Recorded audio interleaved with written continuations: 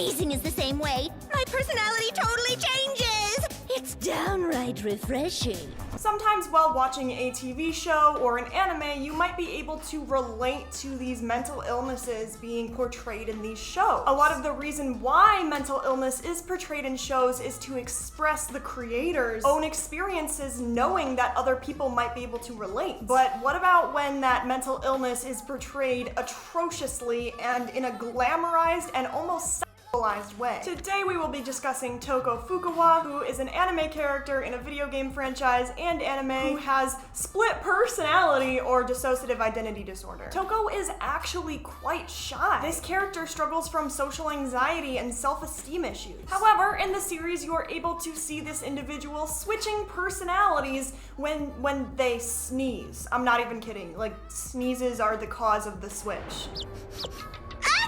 Hiya, doll! It's your friendly neighborhood serial killer!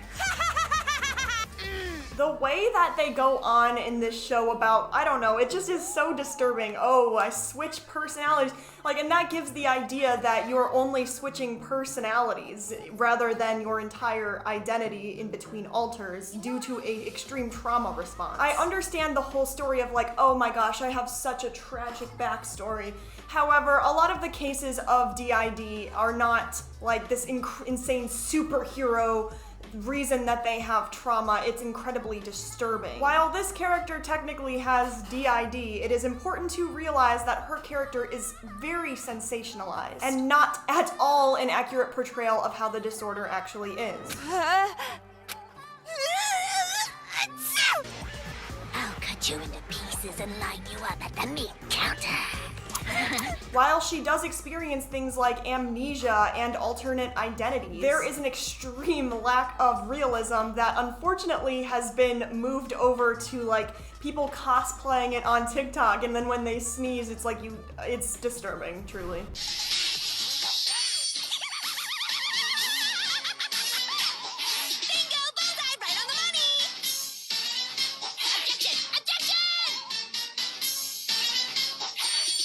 And it kind of, in my opinion, gives you an idea of why mental illness is glamorized on social media as it is. I mean, like, look at these animes.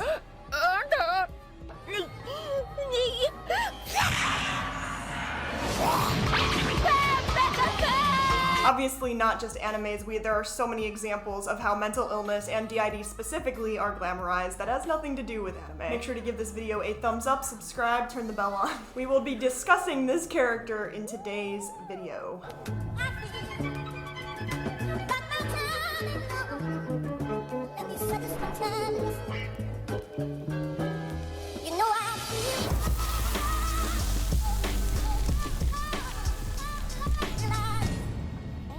Toko Fukawa has dissociative identity disorder, and their alter Genocide Jack embodies a common stereotype of the mental illness, giving the idea that one can control their own switches and that they almost feel good. This portrayal of the mental illness is completely sensationalized in a stereotypical manner that is extremely offensive and stigmatized to people with the actual mental health condition. Not to mention the fetishization of violence. Of course, you gotta have the alter who revels in violence and murder, which a lot have criticized as glorifying and fetishizing violence, particularly in a game that features a high school setting and teenage characters. Not to mention Toko Fukawa's character design and her alter ego Genocide Jack are sometimes criticized for their overly sexualized appearances. The sexualization can be seen as objectifying and offensive to some players. It is, however, important to note that there are varying opinions on whether these aspects are offensive or not. Some people may enjoy the character and story elements of Toko, while others may find them problematic. The perception of offensiveness is highly subjective, especially when assessing such issues in media and entertainment. Fukawa is a psychotic serial killer who is a serial murderer who carried out sadistic, ritualistic murders on multiple people. While you might get the idea that there are completely different people within their head, it is important to note that these are compartmentalized aspects interests and desires of one person. This does not help the already perpetualized stereotype that people with DID have a murder alter. However, with Toko, you can see them gloss over it with antics saying that it's just so quirky. She's just misunderstood and she's the harmless, weird girl who needs to be given a chance. However, they took a mental illness that is based on extreme childhood trauma and reformed it into a person who enjoys killing people. This character is not someone who can be trusted, and she's not someone who's safe to keep around. Toko Fukawa is a student of Hope Peak Academy's class. Toko appears to be a young high school teenager. Due to memory loss, she is actually 2 years older than she originally believed. Toko goes to a school for individuals who are intellectually gifted, yet she considers herself a gloomy outcast and often deciding to distance herself from others. Due to constant bullying she faced as a child, Toko is highly suspicious of other people. During the first game, Toko can be seen stalking this person who I can't pronounce the name of for the life of me, seeing him as the ideal boyfriend, behaving submissively towards him and calling him master. After the reveal of her alter, Genocide Jack, Toko's crush on him took a more distinctively sexual undertone, suggesting that she did not have control over her perverse fantasies. There are things discussed such as she doesn't like bathing to the point of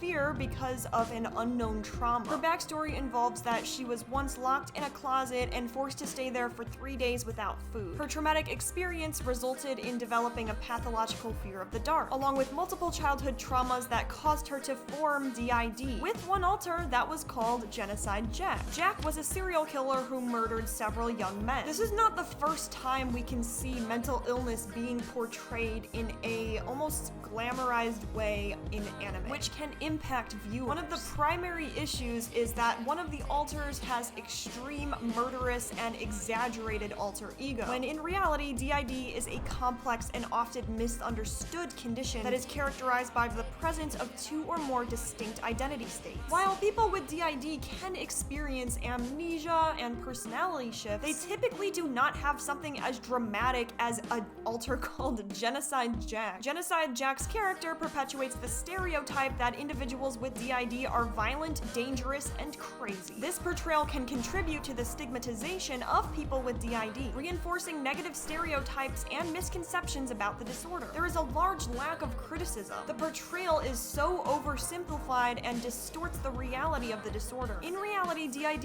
is a way to cope with severe trauma, and this subject desperately requires sensitivity and accurate representation. While it is a work of fiction, and I bet you a lot of people won't believe that every single person with DID acts the same way that Toko does, this might make them further away to genuinely understanding how the disorder works. Anime or video games, like any form of media, has a powerful influence on its viewers, believe it or not. The way that mental illness is portrayed in anime can shape people's perceptions and attitudes towards these conditions. Some other examples of mental illness within anime are Darling the France, who has CPTSD, Shoya Ishida from A Silent Voice, who has major depressive disorder and avoidant personality disorder, and of course there are characters like Junko, I'm sorry if I'm pronouncing this wrong, I'm just genuinely sorry, Yandere, which in Japanese means mentally ill, which indicates a character who is initially sweet, affectionate, and loving, but is gradually becoming more possessive, obsessive, and violently protective of someone that they are infatuated with. This is a trope of fiction that is often seen in the realm of anime and manga, in which characters will have jealousy, possessiveness, violence, and aggression, and erratic behaviors due to the love that they have for another character. Anime often thrives on drama and intense emotion. This can lead to sensationalized portrayals of mental illness. Characters may experience extreme mood swings or behaviors that are not representative of the real experiences of those mental health conditions. Not to mention that mental health conditions manifest differently for each individual. Lots of TV shows and animes will depend on plot devices and shock value. These mental illnesses may be used as a plot device for shock value or to create drama in the story. Some viewers do turn to anime as a form of escapism or fantasy. They may be drawn to characters with mental health issues who have superhuman abilities or otherworldly traits. They can use these unrealistic expectations to distort the perception of mental health challenges. In my opinion, it is the responsibility of the creators of animes to depict mental health issues with sensitivity and accuracy. They should prioritize well-researched and informed portrayals to contribute positively to the understanding of these conditions.